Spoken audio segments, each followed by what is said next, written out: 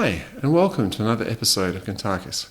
My name is Michael Yon, and this is another spontaneous episode of Kuntarkis in Car. Great stories about the Nipulins and also some really good health tips. So yeah, stay tuned for another episode of Kuntarkis. Can I be of service to you? Yes, I'm after love, please. Lots of love. Oh, you've got the wrong, you've got a male here, not a female, mate. Not that kind of love. Oh. I just arrived at my destination. Did you? Very good. I misunderstood. I thought you might pick up JC straight away and take him home instantly like you used to sometimes do. Yeah, I couldn't today, mate, because even though it's raining, it may not happen for him, but he normally does what they call PT, I think it is. A personal training? PT. Something training, yeah. And he loves the running, and he's a really fast runner. Oh yeah. Yeah, so he really likes that and enjoys it. So I thought, well, I can't really pick him up early because it's not fair. So I left him. Yeah. I wanted to. Yeah, I wanted to. So you wouldn't have any more cars to battle with. yeah, it was really fun. That was funny. I couldn't believe I got upset over it. It's such a humbling thing to me for you to notice yourself that you're just human too. Like you said recently about like knowing your heart and such, that you're still it's the lessons every day for you as well. Yeah. Michael, what you just said is really lovely. But if you look at it honestly, and I'm not putting myself like on a pedestal or anything. I would never do that. That's just not my style. Like my father, I'm very much like my father. It is really, really difficult sometimes, and I think you're aware of this because of the way you feel when you go out into the public. I don't get nervous. I don't get scared or feel fear. What I feel is the real negativity on people. And it seems to emanate very broadly. And when I walk through it constantly, especially if I'm in a shopping centre, it really affects me because I'm always using the light. And sometimes I forget and I see how it affects me. People's energies, honestly, Michael, really do affect other people. And all you have to do is look into human history and you can see it day after day, year after year, century after century. It's quite heavy. Wow. I'm too... I think I twisted into being completely self-centered. I stay at home and I have so many expectations on myself that I bite at myself for all the things I could be saying to people and I'm too nervous to say. And the love I seek is sometimes the forgiveness that everybody would already have for me apart from myself. So while I get what you're saying, I feel a bit opposite with my self-centeredness. I understand that. You know what we were talking about, the heart and love, like the heart and love anyway, yesterday or the day before, whatever. Yeah, it was yesterday, wasn't it? Or the day before? Well, it was, but Kuntarkis, I ended up going to bed. I listened to Holosync and then I listened to one of our earlier episodes, which is Knowing Your Heart, which is from way back, and that is so good. Apart from my volume being low at the time, I need to fix that. Oh my gosh, it was so good. Yes. What were you going to say? Sorry. I was going to say something, but it flew out the window. Because you said that yesterday we were talking about what we were talking about. The heart. One of the greatest lessons of all life, naturally, is to know thyself. The real essence of the knowing of yourself is when you actually can feel your own love. And when you feel your own love, you don't seek love anymore because you have the love that is the truest of the divine within yourself.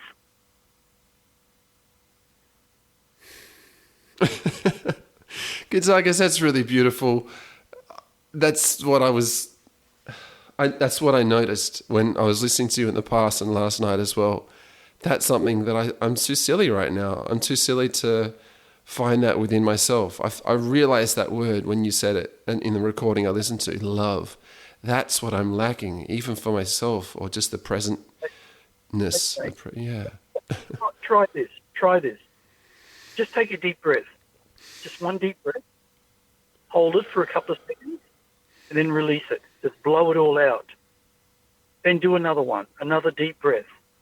Really deep, and let it out. This time when you breathe in, feel that you are breathing in living energy, but pure love at the same time. And as you breathe it in, it goes all the way down into your heart. And your heart starts to expand. And you can feel that energy of love going right throughout your body and cleansing it. And then you say to yourself so quietly, whether it's in your mind or verbally, I feel my love. I am my love. I am the totality of what I am when I feel my love. And I am balanced in that love forevermore. Words like that will want to make you cry. Do you know that? Yeah. When you really say it with meaning. I do that quite often, and I mean it quite often. And I say, wow, that energy is just zinging throughout my entire being. I can feel my hair tingling. I can feel my skin tingling. And what it's showing me is how much love that I have within myself.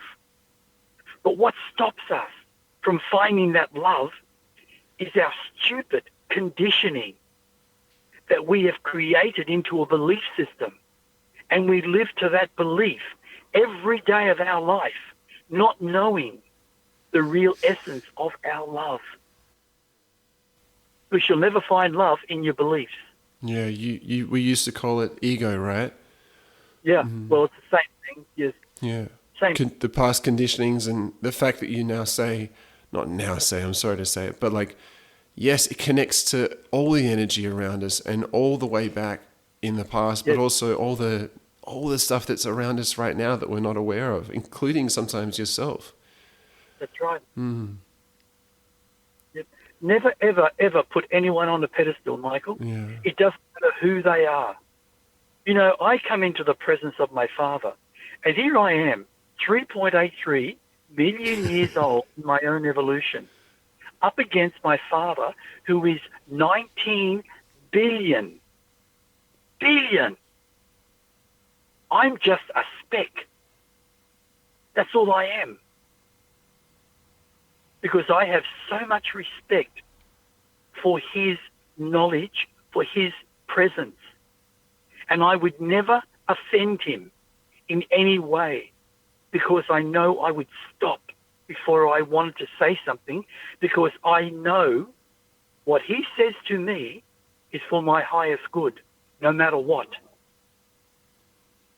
And that's how we have to look at people. We have to look at ourselves when we begin to grow consciously and realize that we are more than what we were before.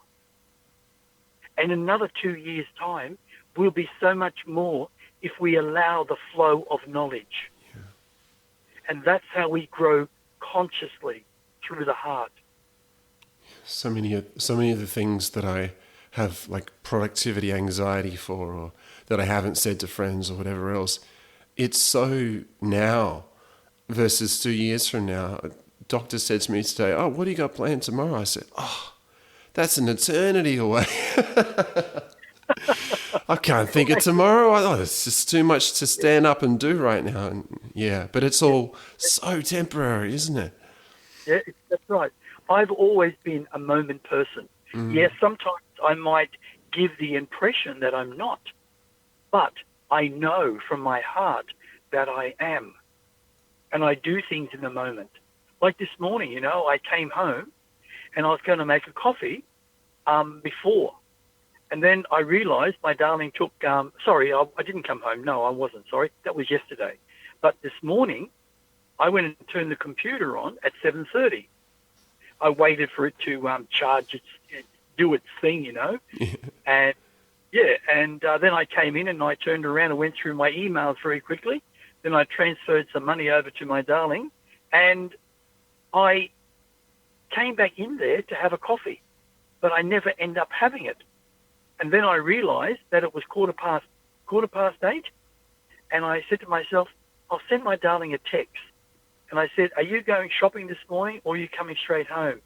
And she said, coming straight home. I'll be home by about 20 to 9. I said, okay, I'll make us a coffee. I'll sit down and have a coffee, then I'll go back to writing. And that's what I did. We sat, we talked, and she got up. She went into the spare back room to sort out all her craft for the upcoming week of craft and face painting, and I went and wrote. And I was so inspired, Michael, by what I was writing. I was putting so much new content into it. And here I am removing all this old stuff that normally would be in there, but I've taken it all out and I'm putting all this new stuff as if I'm actually writing a whole new book. And, you know, that's how it's going. And I've only got like 2.5 pages left before it comes to the finished. And it's not a lot of drama and action, but there's enough. But I'm thinking about putting this really real dynamic piece of action in. I won't go into it, but at the end, just before Lachlan goes up this elevator to the top, which is like, say, you know, probably 100 foot below the surface, where all these tunnels are. And what he discovered by the plans were incorrect, the layout plans. And these tunnels, there's actually 5 of them, but only 4 in this present level. The other one must be a secret one for, say, you know, the elite, like the big chairman and the assistant chairman and all that type of stuff. But what they are, they're escape tunnels. So if they get infiltrated up the top, they have time to go through these tunnels off each of the floors, which lead down to this elevator, this one section, where they can have a backpack and have food storage and, you know, a change of identity and all that type of stuff. And then they can go up the elevator to the top surface, and it's not far away. There's vehicles placed there for them so they can disappear. Things like that. But I'm looking at putting this last bit of real strong action in. And I'd like to, but I can't go into it and talk about it because I haven't. Yeah, hold us in suspense, but I think that's a great idea. Action right at the end, up high as well, where there's peak. And my darling, exactly. And my darling gave me an interesting idea. She said, what are you going to do once they fly back to Sydney? And I said, well, it's in there, but it never went back to Sydney. What it was them driving the vehicles towards the airport. And there was conversations going on, and this guy by the name of Devon Fowler, who's the chairman, they caught him, and he's in there. And he's got his legs tied up and his arms tied up with that really strong, what do they call that, electrical strap? That you mean those ties, those zip ties? Yeah, ties. Zip ties. Yeah, ties. Yeah. So done up with that, right? And so he's done with that. But I decided to change it and have them go to the actual plane in their 2 big, massive Land Rovers, and then go by plane, fly off. You see the plane flying off, goes to Sydney. Then they go to wherever they're meant to go, and eventually they all come together at Lachlan's place. And they have a big celebration out the back for the victory, right? And then they're talking, and then you see Lachlan and Robert and the other men sort of standing by themselves talking, and one of them says to him, like Johnny, who's going to get married to this woman who's a guns dealer, he says, what do you think, Locke? He said, now that we have all the evidence, and we're finding it a bit difficult, but we're getting there to get the right people to look at it and say expose all the elite criminals, we have all the contacts of all the centres worldwide. I got them off that main computer before you guys came back. he said, we could go and create an army, and we could go to every one of those countries and destroy those centres if we have to. And Lachlan sort of got his head up slightly and thinking. And just as he says, yeah, there's a tap on his shoulder. And his wife is standing there with her finger going, no, no, no. And he puts his hands up and he looks at the guys and says, yeah. And that's the end of the movie type thing. Something like that. Yeah. Yeah, you know. Yeah. So there's a chance for having a volume 2. That's what I'm saying. Oh, yeah. That's what it's for. A volume 3. A volume 2. Oh, okay. That's World Conspiracy. Oh, yes. This is the World Conspiracy. Yes. Sorry. Yes. No, that's all right. Wow. Yeah. So, yeah. What I'm trying to say to you, my friend, is something I've said to you many, many times, and that's not to say that you're not picking it up. Don't get me wrong, but I say it because I think it's a necessity for anyone, even someone to say it to me. Inspiration, when it becomes self-inspiration, is a very important lesson in our life, because through self-inspiration, we find that we can become motivated a lot easier than just saying, oh yeah, I'm motivated. But when we start to be inspired by something that we find interesting, something that we find could satisfy the passion within us, that's when we become so inspired, we become fully motivated. So always remember that. Yeah, the words I use is having something to look forward to, even if it's temporary and soon. And yeah, I've had it for my place. I've done so many flushes and cleans and different things, and I find the energy to do that when I'm by myself is amazing. And even today, I feel like I could just have a flurry around and do so much more and make it amazingly clear again, because I've got so many things, so many books and screens and laptops and phones and t-shirts. I've started throwing out t-shirts finally. But when it comes to me and other people and communicating to other people, maybe because of the all that's happened and all that, I know that I can say one thing, it means another, and then later, if I don't explain it to them, or at least to myself, how it went wrong, I could just feel like, oh, there I did it again. Mr. Happy to be on a recording right now spontaneously being himself, but somehow only because he does, because other times I can say too much or too little, and it twists me to the point where I don't even send text messages. Honestly, I can the one I sent to you about the fact that we were speaking today at 2:00.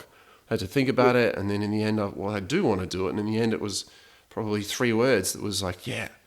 But I twist myself up, and it's funny because I'm going to say it as well. I believe I could be a really good expresser. I believe I am able to be so good with my word and even with my typing and my sending of everything, and that I'm just moving into that as a person. I do have the positivity on the other side. It just still can eat at my solar plexus, it still kind of can get to me.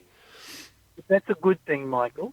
Just always remember in the back of your, I suppose, let's just say the back of your mind, always remember what prevents us from going forward. What? Whether it's self-expression, whether it's a particular job, whether it's a sport that we love, what prevents us is 3 things: fear, success, and attitude towards ourselves. Those things prevent us from going forward to achieve whatever we want to achieve personally. I'm sorry that it's so disrespectful to interrupt you, but the fact that you said fear as one, and another one, the fact that if it's success, that means it can be other people's fear or whatever. Like success can be a separate one, just because the world doesn't want you to expand. Absolutely. So separate. I'm sorry, mate. I'll tell you something now. There are many people on this earth, and I'm saying hundreds of millions, that are in positions of some sort of little bit of power or more, who actually have people under them, and if they find that that person has extra abilities, but they're doing that job, they become fearful because they think that that person may overcome them in time and take their job. And that's very, very common in our human society. I've seen it. I've experienced it. I was going to say, someone's copping some backlash. You know Arnie Schwarzenegger? Oh, yes. Nigger, not Arnold nigger, Schwarzenegger, yeah. Nigger. He apparently is getting some really, really bad publicity over in America because he also endorsed Harris. He really put it out there that she'd be the best president to have, and put Trump down basically. And also, what else was it? There was something else. Something else he did. No, I don't want to say in case I'm wrong, but it's something to do with the actors about joining a certain group of whatever, and they were the ones that were being initiated through, Dibby and all that type of stuff. And P. Diddy. Mm. he also did the other thing where he talked about what was it called, the COVID-19. He promoted the vaccines really strong, and he got paid a lot of money to do so. And there was other actors that did the same. And what they're saying now, a lot of people in America, mate, they're really standing up. They're saying they should make it that he pays back that money, because hundreds and hundreds of thousands of Americans have been murdered because he promoted the COVID-19 vaccine and their bioweapon. They're all saying it, all of them. You know, I told you that the world's going to wake up? Yeah. It has, mate, Yeah. all over the world. More people than you could ever realize. I reckon half the world, if not more, are very aware now of what has taken place. Wow. Which is really good. It is good, and it is sad to see some of our heroes just be, I guess, tempted. You could say tempted by money, but also tempted by fear. Surely he fears things as well, and there must be reasons that he takes actions that, not positive. Yeah. Before you take an action on something like that, mate, you actually investigate it. He's got enough money to investigate those type of things before you go out and say, oh, yeah, I'm going to do it. It's like saying Coca-Cola. Going out and saying how fantastic Coca-Cola is for you. It's actually a health drink. That's what some of the actors have been saying. It's a health drink. It was created originally for medicine. They turned it into a health drink. Now they're using the word health drink. And the thing is, it's full of nanotechnology. All of Coca-Cola is full of nanotechnology, which is graphene oxide. That is 100% true.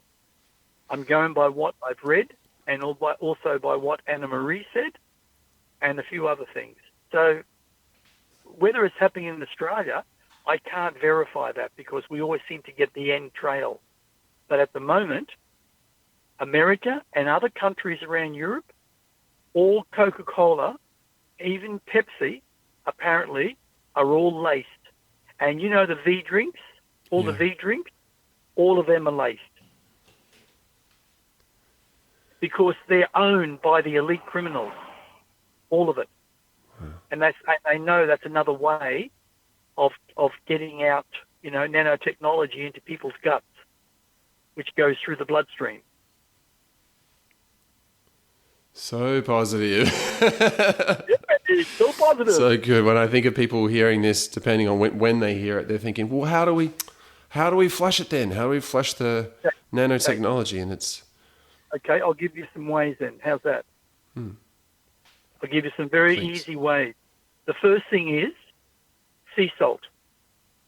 Sea salt is one of the highest forms of iodine.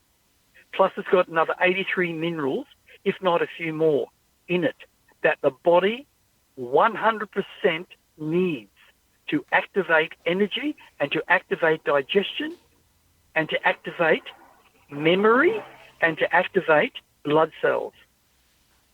That's how good sea salt is.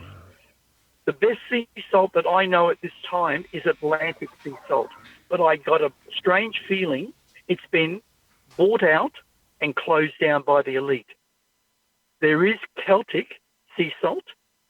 That's probably the second best. Himalaya salt is good, but it's not sea salt. It has not got all the nutrients or the chemicals within its structure than, say, Celtic sea salt. You can buy fine sea salt, which is really table salt fine, or you can buy granules, which are small, and they do dissolve instantly, but I love the granule one I buy. And do you know the funny thing is? I buy 2 kilos, right? 2 kilos of salt. I think it's 2 kilos or 1 kilo. I've got a feeling it's 2, but I could be wrong. Anyway, yeah. It's about $12 or $11. Yeah. From a company on the Gold Coast here. And how do you use it, Kuntarkis? How do you... I use sea salt in when I train. I put, say, a big teaspoon into my bottle, which is 1 litre. I put cold water into it, or normal water out of a bottled water that is, and I shake it up and down for a bit until it gets all dissolved. Then I put it in the freezer for about, say, 40 minutes, half an hour or an hour. I don't let it freeze, and then I take it in when I train. If I'm on the treadmill, if I'm bouncing, I drink it all, that whole litre. That gives you so much energy. It's incredible. But what you've got to realize is, if your body is inundated with so much garbage that you may be eating for the last 20 years or 30 or 40 or 50 years of your life, that's got to be cleansed so your body functions 100%. And that's why people don't benefit from a lot of good things. They say, oh, no, it affects me. I get what you're saying, because if you were to do it, yes, if you go to the toilet, it might be a lot more washy-washy because of the salt. But that's a good thing as it flushes, right? Is that... Absolutely, it's a good thing. Yeah. I'm not saying salt every day, but if you're going to, say, have a big workout, say, a long treadmill or a bouncing or a hard workout with weights, whatever, have a litre of salt. Have a litre of salt. Have a litre of water with salt in it, and that will help you with energy. It'll help cleanse, and it'll actually make you feel better, because salt is like a battery. It literally activates your cellular structure. That's how living energy created life forms out of the ocean through salt and volcanic chemicals. Consciousness was formed. Life was formed. And here we are today. Wow. With so many life forms. And another one you were saying, I just remember another one is activated charcoal, if you do that in a smart way. What's a way for a person to do that in a smart way? Just a bit of activated charcoal. Have, say, have a teaspoon, not quite flat, not high. Put it in a full glass of water. Like, in other words, put the water in your glass first. Leave at least 2 centimetres at the top for stirring. Put that teaspoon of charcoal, the activated charcoal, in there and stir it straight away. It will all dissolve into the water. Then take a big mouthful, stir it in your mouth so it cleans away all the bacteria in your mouth. And it also helps whiten your teeth. Stir it again each time you take a mouthful so you make sure you take it all in. Finish that just before you go to bed, not through the day. I found it doesn't work for me through the day. It upsets me. Not so much upsets me badly, but I notice sometimes I can have gurgling of the stomach because it's cleaning, it's cleansing. And that's what you don't want if you're going out through the day. But if you take it just before you go to bed, it works perfectly. It actually calms you. It allows you to sleep better. That's what I like. Well, it should, because it absorbs all the CRAP, doesn't it? Yeah, it absorbs. Yeah, the crap. That's the word you're looking for. Oh, I is just that how wasn't you sure. spell it? Yeah, it gets rid of everything, Michael, that is garbage in your body. It literally is like a magnet. It draws all the poisons and toxins to it and eliminates it out of the blood. It purifies the blood. Kuntarkis. You know what you were saying yesterday? People might not understand what when I say yesterday, our other recording, but you ended up saying each one of us can end up completely healing ourselves from everything, and you said you would potentially go to that and you would share with the world how we could all heal each other. I love how things are turning around and can be so positive after drinking Coca-Cola. Yes, yeah. And if you take charcoal like that, say for the first month, once a week, right? Take it on a Monday night before you go to bed. The following Monday, have another teaspoon. The following Monday, have another teaspoon. And do the last week, another teaspoon. And just see and feel how it has felt in your body, and get to feel your body, that it's done something. Because we have inundated and clogged up our lymphatic system, our waste system, through all the garbage that we eat. And we do eat garbage. Absolute rot. We eat rotten meat, because you cannot eat an animal after it's been killed, because the meat, once an animal stops breathing, it's already set into the rotting stage.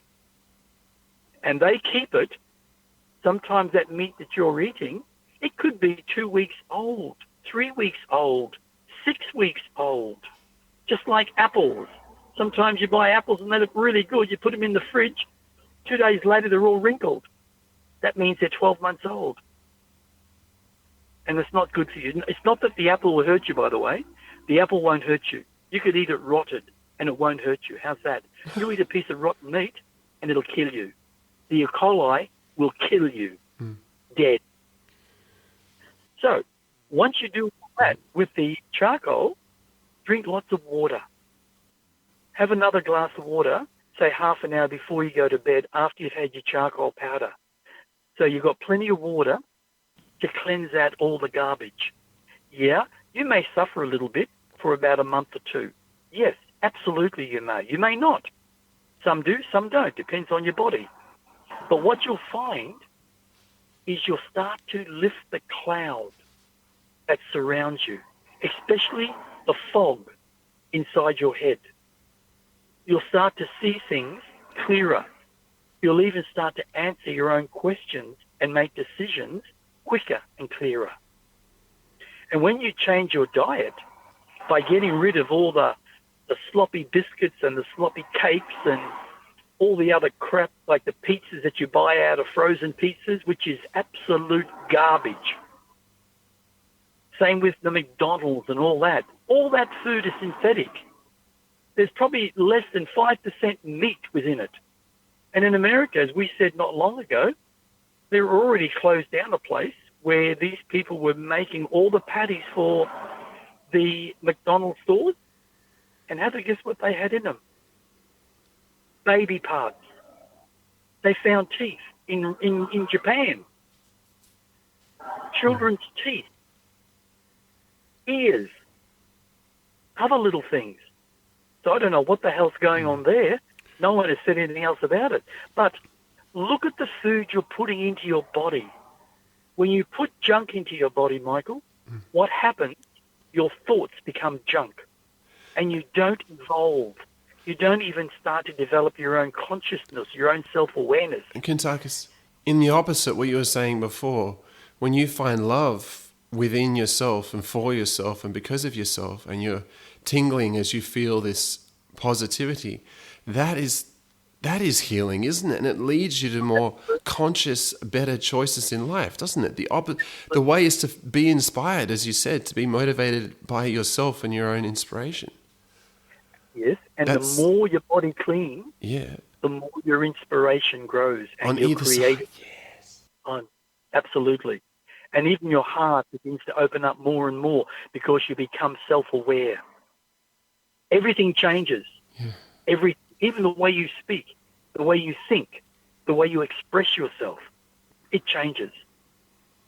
If I wasn't what I am today in myself, and I'm not saying there's anything great about me, but if I didn't put the work into who I am and what I am, I would never have opened up my inner world of knowledge and my connection to beings like the Nipulans, which are seventh dimensional.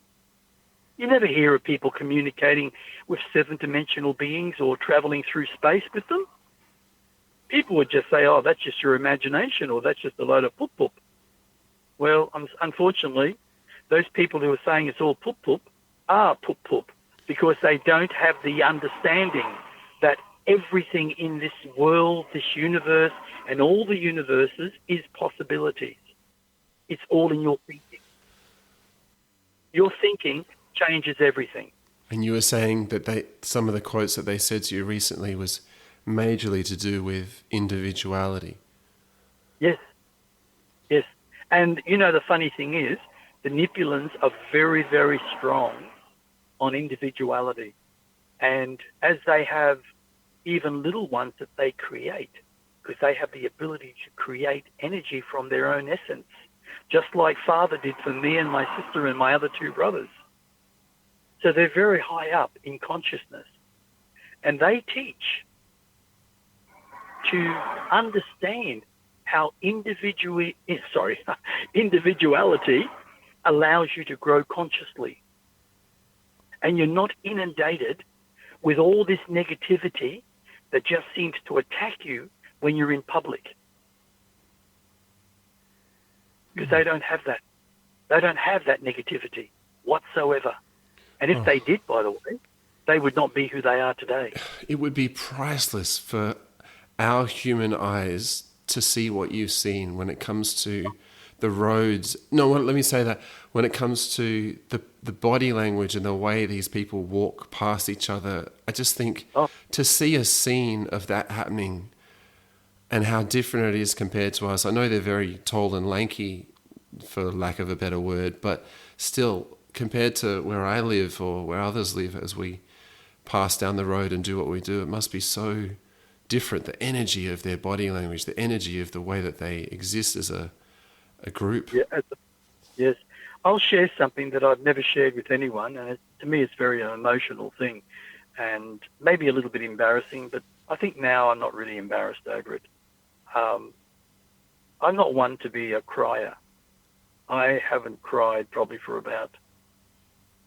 about, say, at least, well, I've been here for 54 years in this body, yeah, okay, from the 29th of August 1969, so I can't say before that, but I can, but there's no reason to.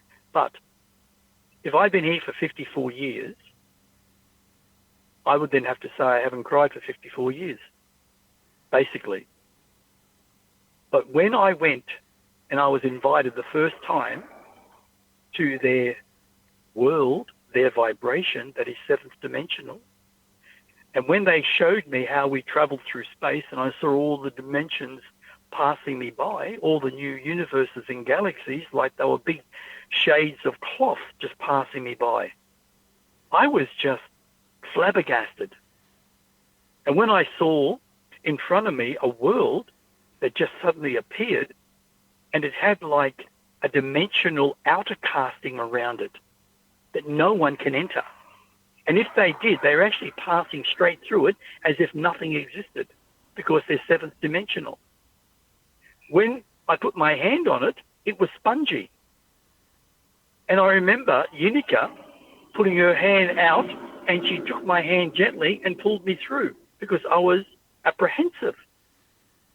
And when I went through it, it was like I was astrally out of my body. That's what it felt like a rubber band.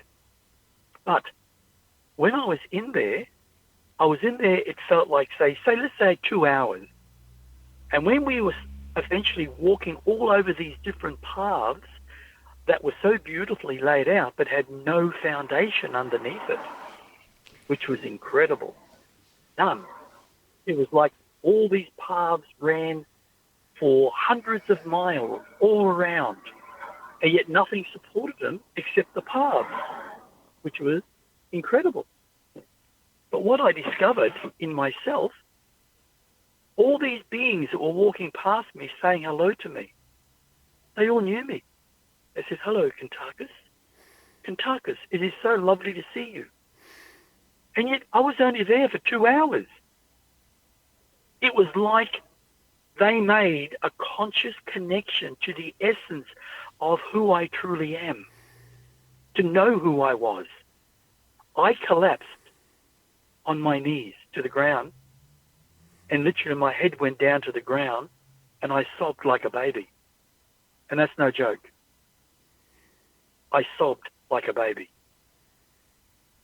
And when I came up and looked around, there were hundreds of them all around me with their hands up, and all I could see was hundreds of lights of energy coming out of their hands into my body all the way around. It suddenly rose me up onto my feet, and they all came in and came into my body, and it was like I was one.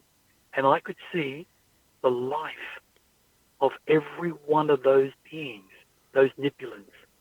I was having flashes of their life, and I saw them when they were physical to what they are now. And then suddenly, they all pulled apart and waved and went off in their own direction. Like they're saying, we are all individuals.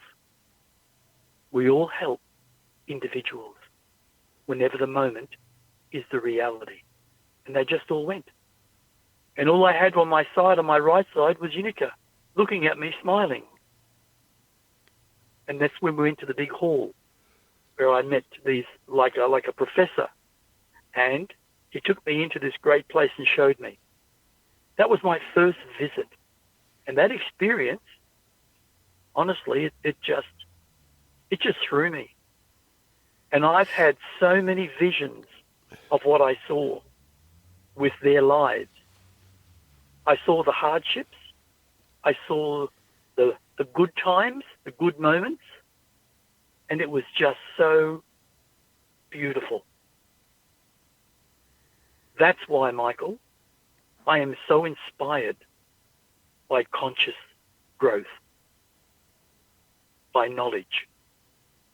What we live as human beings or human animals is a non-reality in my world. Even though I accept it, to me, it is not the same as being a conscious being in growing.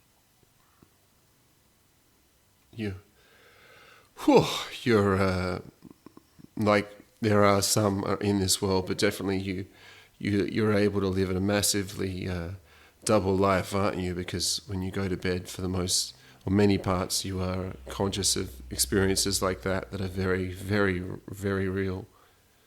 Yeah. I said to you one time not long ago. I said I've been having might have been Misha. I said that too. But I've been doing a lot of bouncing out of my body and hitting the walls and bouncing my body. You know, it's been quite an interesting experience too. Yes. And I realised that I'm nearly awake when I'm stepping out of my body. I'm consciously aware. So I'm on the verge of that. And to me, that's going to be a very great, how would you say, benefit to what I want to do.